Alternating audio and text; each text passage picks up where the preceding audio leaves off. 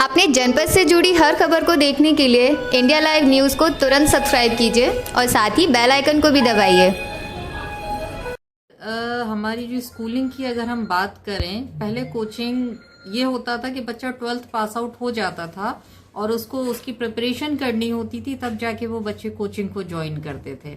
अभी पिछले कुछ सालों में हालात ये बने हैं कि पहले 11th 12th 10th के बाद बच्चे ने कोचिंग करना शुरू किया। उसके बाद सिचुएशन ये बनी कि नर्चर, प्री नर्चर, बच्चा जो है 9th के बाद कोचिंग ज्वाइन करने लगा। अब हालात ये बन रहे हैं कि बच्चों को जो है 6 के बाद से ही वहां कोचिंग के लिए बोल दिया जाता है कि आप कोचिंग क्लासेस ज्वाइन कर लीजिए। मेरा एक सवाल मैं अक्सर पूछती हूँ, क्या कोई भी जो लोग कोचिंग चला रहे हैं, स्कूल चला रहे हैं, हम लोग तो शायद इसलिए हम लोग को इतना गलत ठहरा दिया जाता है कि आप स्कूल चला रहे हैं, आप पढ़ाई नहीं कराते, इस तरीके से ब्रेन वॉश कर दिया जाता है स्कूलों को लेकर कि बच्चा वहां पे रुकना ही नहीं चाहता स्कूलों में। सेकंड ये भी कि स्कूल की अपनी एक टाइमिंग होती है, स्कूल में डिसिप्लिन बना के रखना होता है।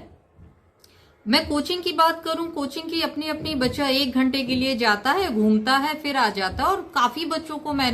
इसलिए नहीं कि मैं किसी की बुराई करने के लिए चीज कह रही हूँ, बच्चे निकलते भी हैं, दोनों ही बातें हैं। लेकिन काफी बच्चा आपको अगर जहां जहां कोचिंग खुली हुई है वहां आप देख सकते हैं इस चीज को कि आपको ऑन रोड वो बच्चा वहां पे दिखेगा और बहुत सारी ऐसी रॉन्ग एक्टिविटीज में वो इन्वॉल्व होते हैं जिनको पूरी तरह से हाइड कर दिया जाता है, जो कि शायद नहीं होना चाहिए। लेकिन स्कूल जहां हम चला रहे होते हैं, हम उस चीज के लिए इन्फॉर्म करते हैं, पेरेंट्स से बात करते हैं और उनको कहीं ना कहीं हम समझाने की कोशिश करते हैं किस तरह की चीजें ना की जाए। बात कोचिंग एक ऐसी सुविधा है कि बच्चा अगर कहीं वीक है, उसको कुछ एक्स्ट्रा चाहिए, जो एक कोचिंग की चीज होती थी, तो उसको वो चीज हम अवेलेबल कराते थे कि थ्रू कोचिंग उस बच्चे की हेल्प हो जाए कहीं कुछ अगर वो बच्चा वीक है। लेकिन अब ये ऐसा ट्रेंड बन गया है कोचिंग क्लासेस को लेकर कि लगातार बच्चा स्कूल में नहीं रुकना चाहता, क्योंकि उसको ये लगता है कि just like a fashion symbol, अगर मैंने कोचिंग ज्वाइन नहीं किया है तो शायद मैं कुछ कर ही नहीं पाऊंगा, मैं कुछ बन ही नहीं पाऊंगा।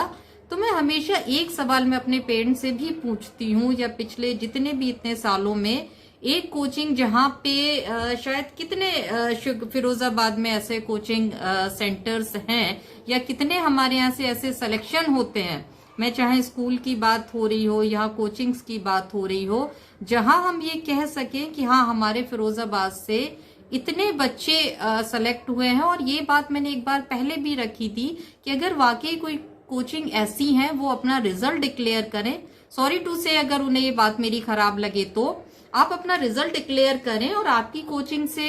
कितने बच्चों का आप सिलेक्शन कर पा रहे हैं। मुझे बहुत खुशी होगी अपने बच्चों को ये कहने में कि आप उस कोचिंग को ज्वाइन करो, ताकि हमारे बच्चे भी 12th पास आउट होने के बाद अपनी लाइफ में अगर वो IIT, CPMT, वो जिसकी भी तैयारी कर रहे हैं, उनको अगर फिरोजाबाद में एक अच्छी अपॉर्चुनिटी मिले तो ये बहुत अच्छी बात है। लेकिन जो सिस्टम चल रहा है कोचिंग के नाम पर, एक 6 क्लास या उससे भी छोटे छोटे बच्चों को आप कोचिंग में आ जाइए, आप IIT का एग्जाम क्रैक कर लेंगे, आप CPMT एग्जाम क्रैक कर लेंगे। मैं सिर्फ ये जानना चाहती हूँ, क्या 12 साल या 13 साल का जो बच्चे होते हैं, 10-11 साल के, क्या वो वाकई ये जानते हैं कि उनको फ्यूचर में क्या बनना है? वो इतने मैच्योर होते हैं, इतने समझदार होते हैं कि लगातार जो है उनपे जो इस तरीके का प्रेशर,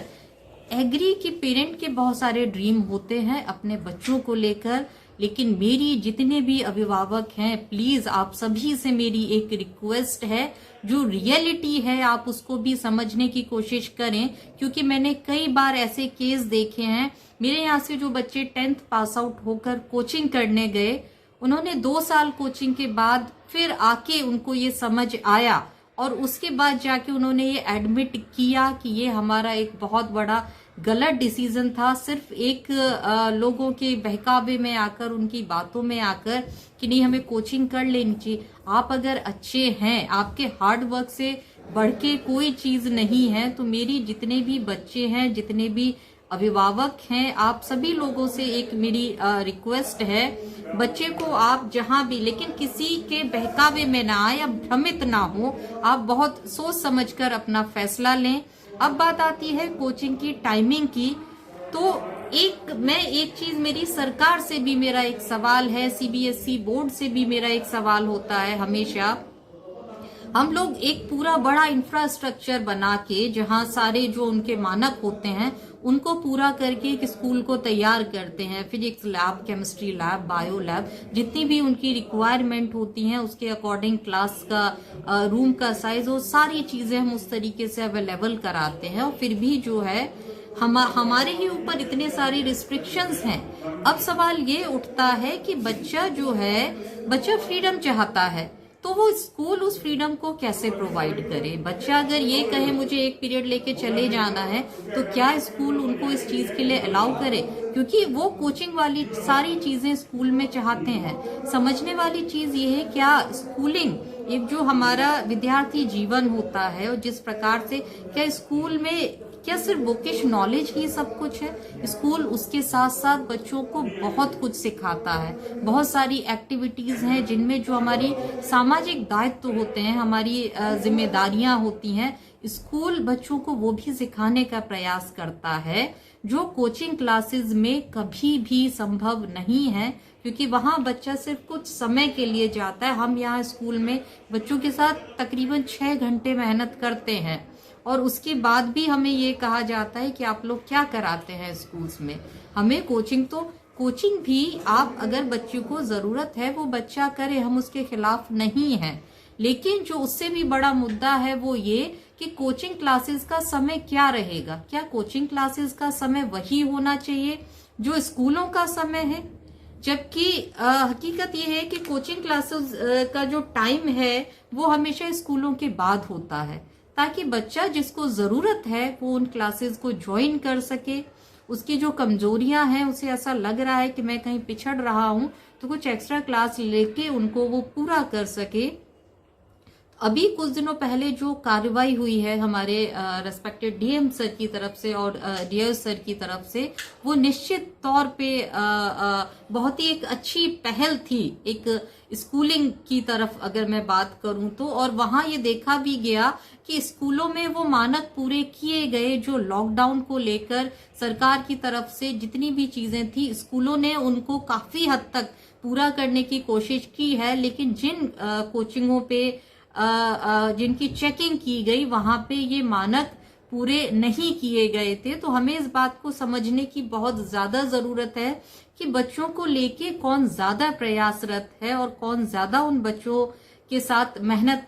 करने की कोशिश कर रहा है। मेरा सभी जितने भी लोग हैं इस चीज को समझ रहे हैं। कोविड को लेकर भी आप कृपया स्कूलों में भी जाकर बच्चों की जो पोजीशन है आप उसे भी देखें, और कोचिंग क्लासेस में भी आप बच्चों को जिस तरीके से वहां बिठाया जा रहा है, चीजें हो रही हैं, आप कृपया उनको भी जाकर देखें। आप खुद ये बात समझ पाएंगे कि स्कूल अपने यहाँ मानकों के अनुसार ही बच्चों को शिक्षा देने का प्रयास कर रहा है, जबकि कोचिंग क्लासेस में कहीं भी इस प्रकार की चीजें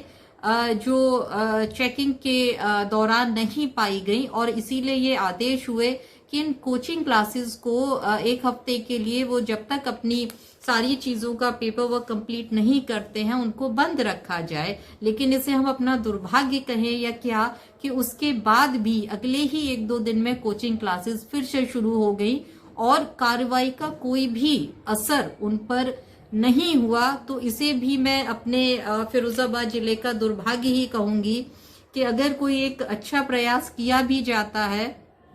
तब भी उसका परिणाम कहीं ना कहीं उस रूप में निकल कर नहीं आता जिस प्रकार की हम उनसे उम्मीद करते हैं। लेकिन मुझे इस कार्रवाई के बाद कहीं ना कहीं ये पूरी उम्मीद है कि आने वाले टाइम में कम से कम जो कोचिंग क्लासेस हैं उनको